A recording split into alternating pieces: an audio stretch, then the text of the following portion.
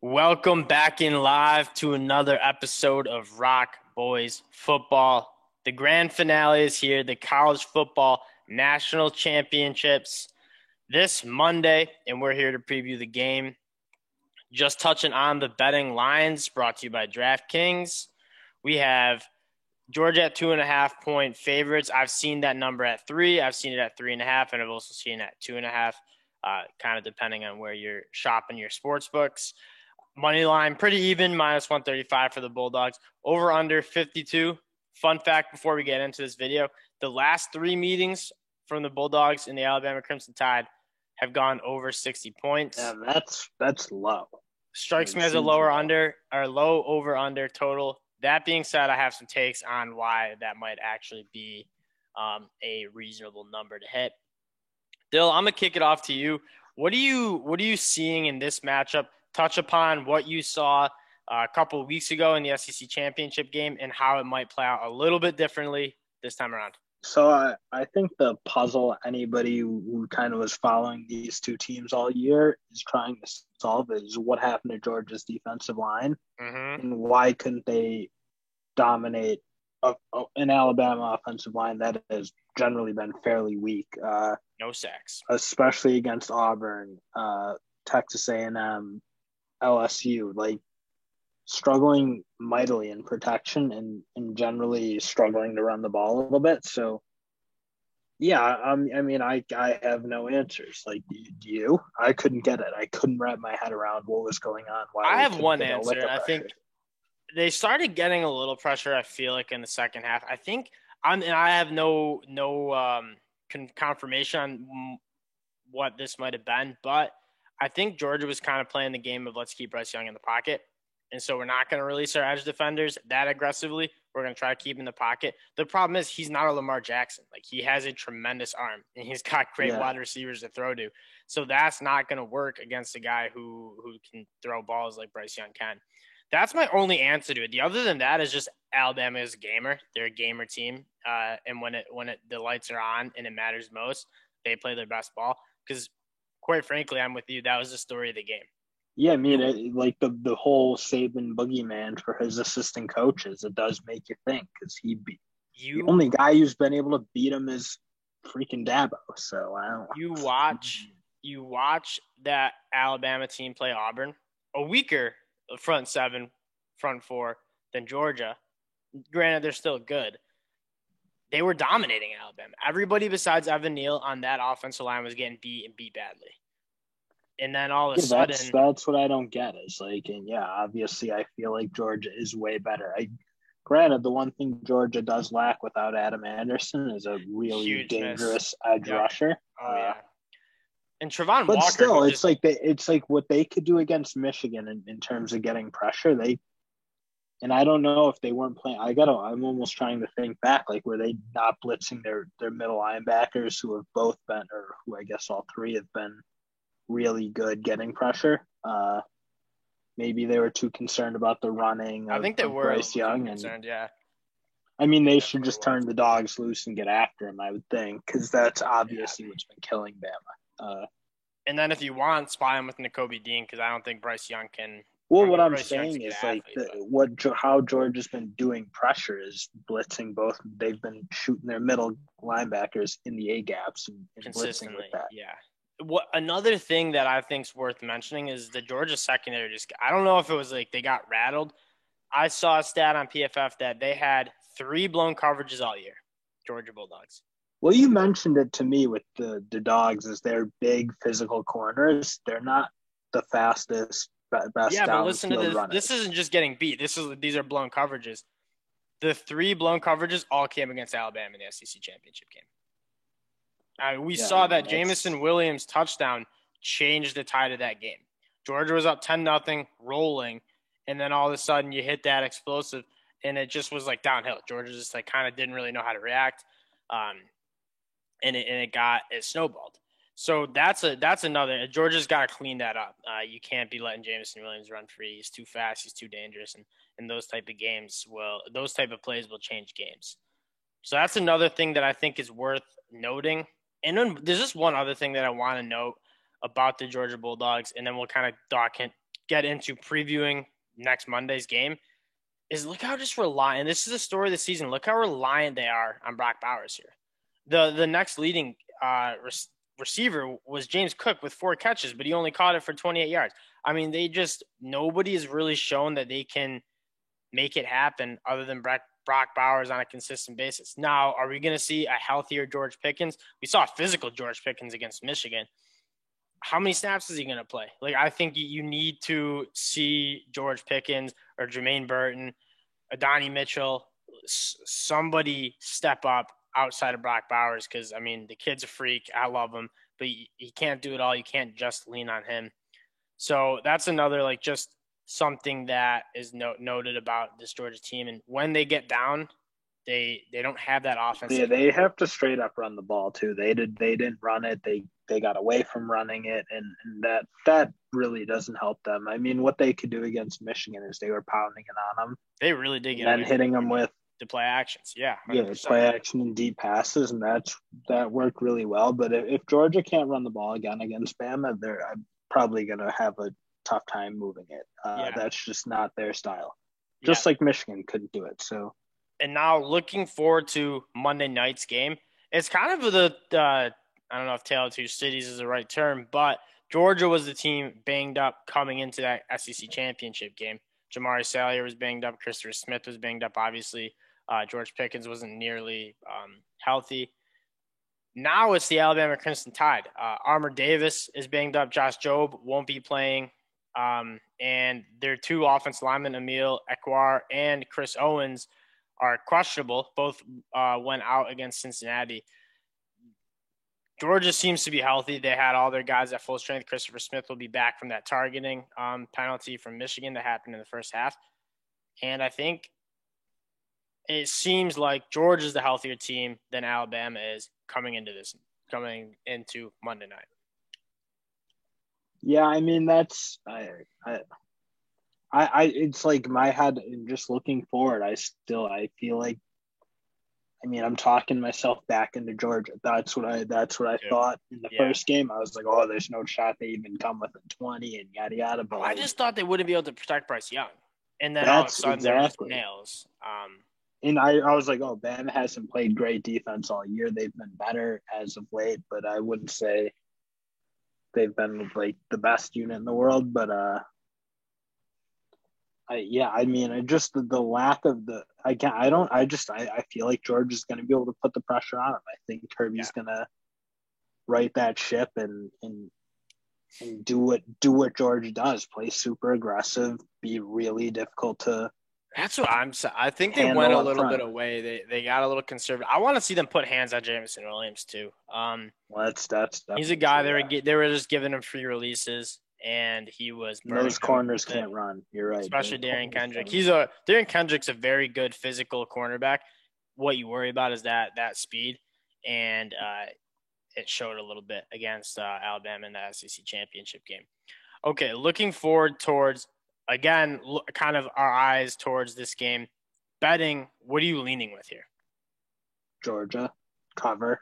It's just 3.5 or 3? Yeah, I wouldn't go 3.5. It's like that's crazy. Like you're playing yourself like that. You do bet like that, and it is ridiculous. But like, no, I won't take him at 3, but I'll take him at 3. And it's like, come on, it doesn't matter that much, but. Winner's a winner. You're with your stupid football member hooks and all that craziness.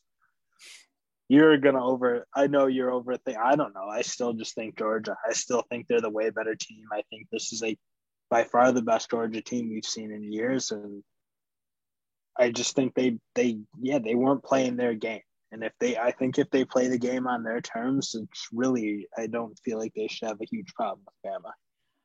One other thing that we've seen and we saw it during that SEC championship game is if you can stay on the field against Georgia, that kind of increases your chances of scoring a touchdown. Keeping those bigger bodies on the field. If you can run, hurry up, keep that same personnel on, tire out those guys like Devontae Wyatt, especially Jordan Davis, who we saw kind of just out of gas a few plays in that SEC championship game. I think that's also a good winning recipe. And then one other thing is like Nakobe Dean was just kind of non-existent in that SEC championship game, only finishing with 4.5 tackles. He was all over the field against Michigan. I mean, that was the best. That might have been the best game I've seen Kobe Dean play, and he's played a lot of really good football, especially this year for the Bulldogs. So I'd like to see someone like Nakobe Dean step up. Lewis Cine, who's going to get a lot of love in the draft community, step up. And I think that's a good recipe for the Bulldogs to come out on top. I want to move in, kind of close out the show, looking at the lines. We already have Dill's pick. I'm with him here. I'm comfortable taking Georgia as 3-point favorites. I don't think it'll be – if Georgia wins, it will be a closer game. I think Georgia's going to want to kind of slow that game down a little bit and sometimes just play some complimentary football. Punt when you have to, pin those guys deep, and rely on that dominant defense who's been so good for you guys outside of one game. So I'm leaning the Georgia Bulldogs covering the 3. Let's look at some player props and TD scores just to kind of get a sense of what we're thinking. And there's one that really stood out to me. I'm a little bit excited about this, and it's the rushing yards for Brian Robinson. 64.5 is just too much. I don't know if there's a single running back in the country who can run for 64.5 yards against Georgia. And Alabama's been horrible with the explosive plays. I think they only have 13 explosive rushing plays, I heard, all year. So Brian Robinson, as good of a running back as that dude is, they don't really hit those explosives. And so, yeah, he might grind you down for 4 or 5 some plays. But if he doesn't hit those explosives, doesn't kind of get to the second level that much, I like that under, especially if you're riding with the Bulldogs and you think Georgia Bulldogs are going to win that game. What are you thinking about that? Yeah, I mean, and just as a matter of principle, like props really aren't my thing. I feel like you're playing more of a lock game. Well, yeah, that's a little bit true. That's a little bit true, but that's a fact. You might as well go play craps or something. It's really the only game that you really get to do a ton of props, so it is kind of fun to talk about them, though. Well, that's like the Super Bowl. I know that's a huge thing, and just like that.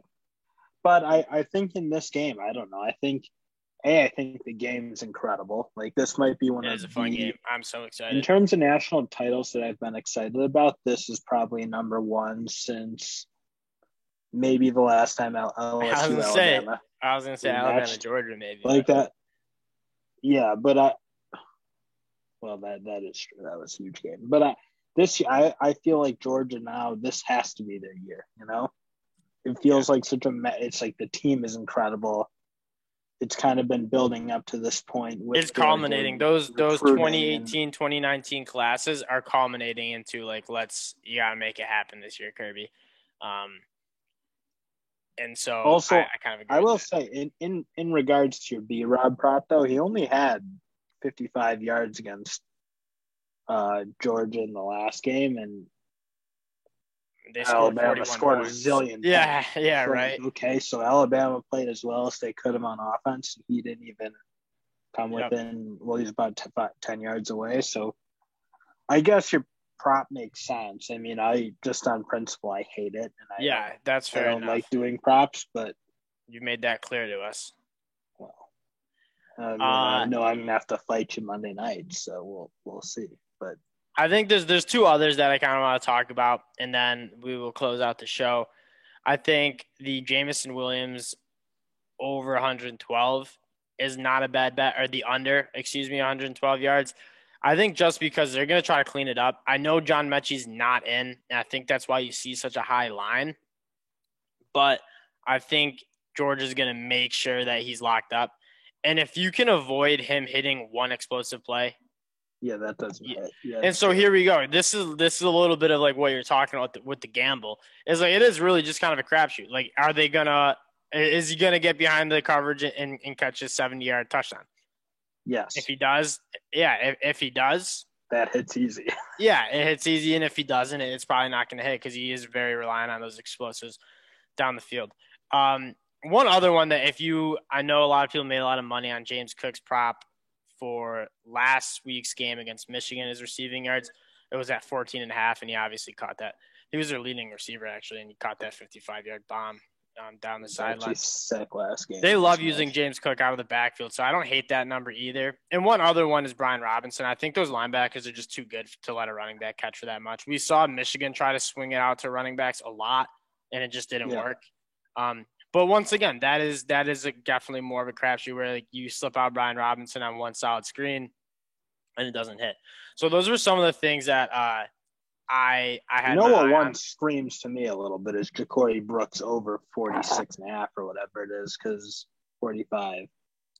Just because, like, I mean, he is clearly the number 2 wideout, and you Yep. know Georgia's strength is not their secondary, and they've gotten passed on by almost every good passing team they've played. So, Granted, that's been like 2 teams, but that's another still. thing. And go, I guess we'll like finish circling back to the actual game, which what both of us care more about is like Georgia has not been tested against that many elite quarterbacks. The best quarterback he's played against is Hendon Hooker. Yeah, besides And then I don't. Yeah, exactly. And then outside, if you take a look at the teams they've played, like outside of Hendon Hooker, it gets. I mean, DJ and that Clemson offense have been horrible. UAB, South Carolina, Vandy. KJ Jefferson is not known for throwing the ball. It's not a bad football team in general, but they don't really throw the ball unless it's Treylon Burks. Bo Nix, Kentucky, Will Levis, no. Florida doesn't throw the ball. So, like, outside of maybe Hendon Hooker being the best quarterback they've faced, who they gave up 250 yards to, like they have not been tested that much against elite quarterbacks. And we saw when they did get tested against an elite quarterback in Bryce Young, the Heisman Trophy winner, they got burned. So again, it's basically just it's a redemption game. That's how I think Georgia has to win it. It's just in my heart. I think they. Yeah. And I will say part of it is I want them to win so bad to kind of avenge Michigan and just be like, oh, well, Michigan ran into it. They got killed by Georgia. Georgia's sick. That's like what my heart wants. So it's like my well is poisoned. I know that. Yeah, the Rock Boys are definitely part of it. Just like now I'm talking myself back in the Bama. So I'm all. Yeah, I mean it is realistic. Georgia. Like if we are. This is a little bit more of like a heart pick from both of us. I think. Say these two teams title. It's like like we both had Georgia as winning it all in the preseason. Say these two teams are not Georgia, Alabama. I'm probably taking Alabama on the money line because I do think it's more of a toss-up game. Yeah. That being said, the rematch. I think Georgia's going to make a lot of adjustments. If Stetson Bennett can just be smart. People say Stetson Bennett's a game manager, and he like couldn't be anything far from it. You see him try to make these throws like he has a 5-star arm, and it's like, buddy, I don't know if I'm being your walk. I will stand. Yeah, I mean Stetson when he plays well plays really. But he starts feeling himself sometimes, and it's a little ridiculous. Well, against Bama, but the problem with Bama is they didn't run the ball. I mean, Zamir White getting less than 10 carries, not close to being enough. Yeah. So they really should. They have to run the ball. It's not like the same classic Bama defensive line up front that is just you can't move it on. I think they should be able to do it. They have to do it. And for whatever reason, they got away from it. It cost them dearly. Stetson threw a couple picks. And I'm interested to see another story is this. Chris Owens might be out and Mila Akior might be out. Let's see if what they can do blocking Georgia with kind of down to starters. They did it last game, but I don't. Everything about the game, I feel like Georgia, like what I thought going into the SEC title game, I still kind of think so. Because they just throttled Michigan like that. You know what I mean? They showed like we're still. They got back to like playing on their terms for sure. But they just can't. They can't go down early. Anyways, that's review on the game. They didn't. The crazy thing is they were up 10-0. It's like. Yeah, it just got away from them. They didn't play their game. No, it's snowballed. 100%. It absolutely. It's just a weird game out of them. It's like, I don't know. Maybe they were feeling themselves too much and felt like the rat poison. It's the rat poison. They got wrapped like class. Anyways, that is a review on the national championship game. We will be doing a live stream watch party, so we're not actually streaming the game, but you guys can come in, chat, talk some ball with us while we're watching. Obviously, a lot of great prospects playing this game too. We'll have some guests on the show. So hit that subscribe button, and you see us going live Monday night. It should be a real fun one. Dylan and I, very excited. We'll probably be tossing some live bets out there too. Once again, appreciate you guys hanging with us, and we will be back later this week with some more NFL draft content. Peace.